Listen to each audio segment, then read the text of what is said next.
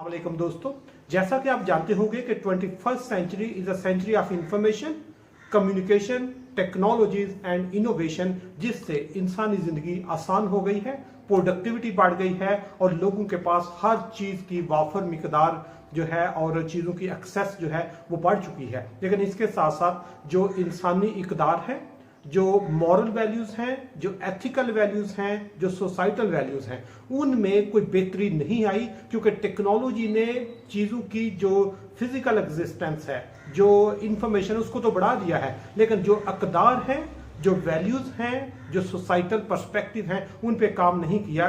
जिसका अंदाजा आप यहां से लगा लें कि पिछले 24 घंटों में पूरी दुनिया में जो सबसे ज्यादा वायरल वीडियो और वायरल इंफॉर्मेशन चल रही है वो मणिपुर का इंसिडेंट्स है।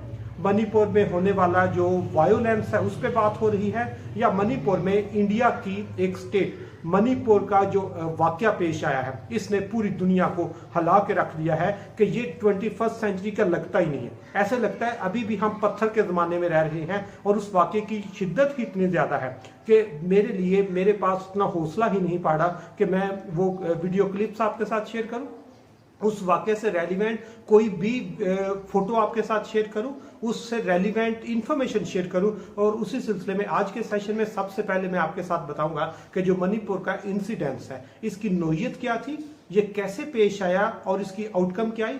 दूसरे नंबर पर इसके कुछ नए पर्सपेक्टिव आपके साथ शेयर करूंगा, जिसकी वजह से इस तरह के वाकयात की इंटेंसिटी बढ़ जाती है। और तीसरे नंबर पर हम बात करेंगे कि इस तरह के वाकयात को कैसे हम मिनिमाइज कर सकते हैं। और उस पर बात करने से पहले सबसे पहले ये बताऊं कि जो मणिपुर का वाकया है, ये इंडिया की एक स्टेट मणिपुर में, जो आप इसको कहते हैं कि दो ट्राइबल और नॉन ट्राइबल के दरमियान एक क्लैश था। और ये क्लैश जो है ये मणिपुर के एक रूरल एरिया में फर्स्ट टाइम नहीं आया। इससे पहले वहां पर हजारों लोगों इस तरह के जो एथनिक इश्यूज हैं, जो इस तरह के ट्राइबल एंड नॉन ट्राइबल में जो आप कह सकते कॉन्फ्लिक्ट या जंगे या इस तरह की चीजें हैं, उससे हजारों लोगों की मौत पहले ही वाकया हो चुकी है। इसके अलावा वहां पर हजारों लोग उस एरिया को छोड़ के दूसरी जगहों पे डिस्प्लेस हो चुके हैं ताकि उनकी जिंदगी आसानी के साथ गुजरे। और इसी तरह ये 4 मई, आज का वाकया नहीं है जो आज वायरल हो रहा है, ये 4 मई को वाकया पेश है। 4 मई को वहां पर मणिपुर के जो रूरल एरियाज हैं वहां पर एक कम्युनिटी है और उस कम्युनिटी में एक घर सिर्फ उनका जो अपोजिट था, नॉन ट्राइब था, जिसको वो एक्सेप्ट नहीं कर रहे थे, उनके 5 अफराद वो भी उस एरिया से कूच करने की कोशिश कर रहे थे। लेकिन जो 800 से 1000 लोगों का जो जत्था था उन्होंने उनको पकड़ लिया। उनमें 4 जो उनके बच्चे थे, 3 बेटियां और 1 बेटा, और उनका 56 साल बाप। सबसे पहले उन्होंने उसके 56 साल बाप को मारा, फिर उनका 19 साल का बेटा था उसको भी मारा, और जो 3 खवातीन थी उनके साथ उनको नेक्ट करके उस वो जो हजूम था उन्होंने पूरे एरिया में उनको घुमाया, उनके साथ रेप किया गया, उनके साथ गैर इंसानी, गैर अखलाकी, आप कह सकते हैं गैर माशरती जो है वो बर्ताव किया गया, जिस पे आप सिर्फ सुन सकते हैं, इमेजिन कर सकते हैं, लेकिन देखने का शायद आपके पास हौसला ना हो।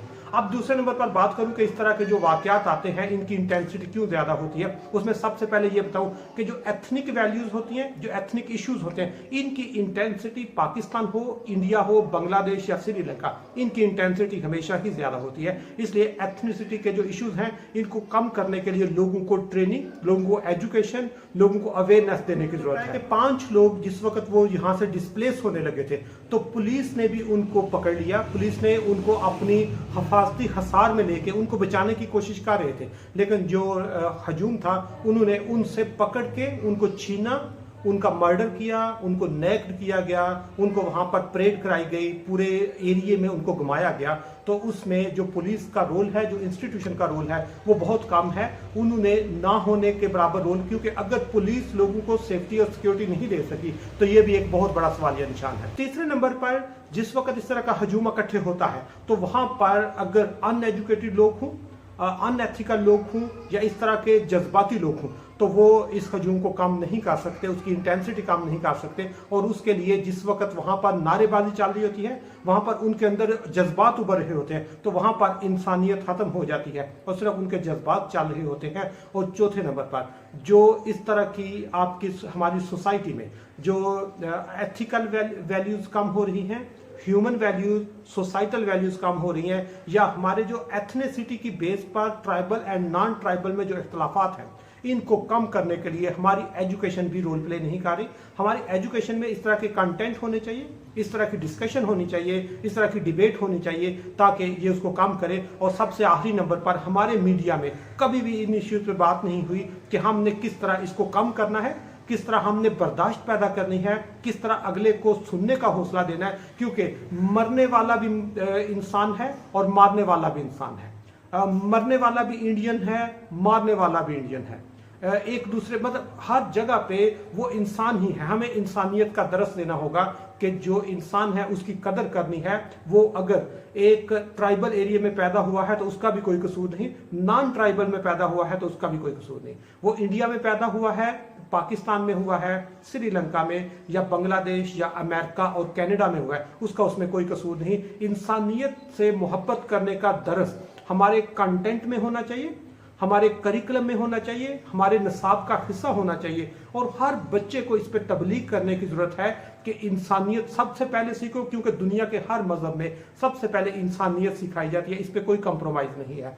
हमें इस तरह के मीडिया टॉक्स होनी चाहिए ताकि लोगों में बर्दाश्त पैदा आए, लोगों में इंसानियत पैदा आए। और तीसरे नंबर पर इस तरह के जो सेमिनार, इस तरह की अवेयरनेस वॉक्स, इस तरह की सोसाइटल एक्टिविटीज होनी चाहिए और इस तरह की प्रैक्टिसेस होनी चाहिए कि लोगों में बर्दाश्त पैदा हो। अगर अदम बर्दाश्त होगा तो इस तरह के बल्कि इससे ज्यादा इंटेंसिटी के इश्यूज पेश आते रहेंगे, जिससे हमारे एरियाज में जो ह्यूमैनिटी है उसकी डिसरिस्पेक्ट, इससे बड़ी कोई मिसाल नहीं है।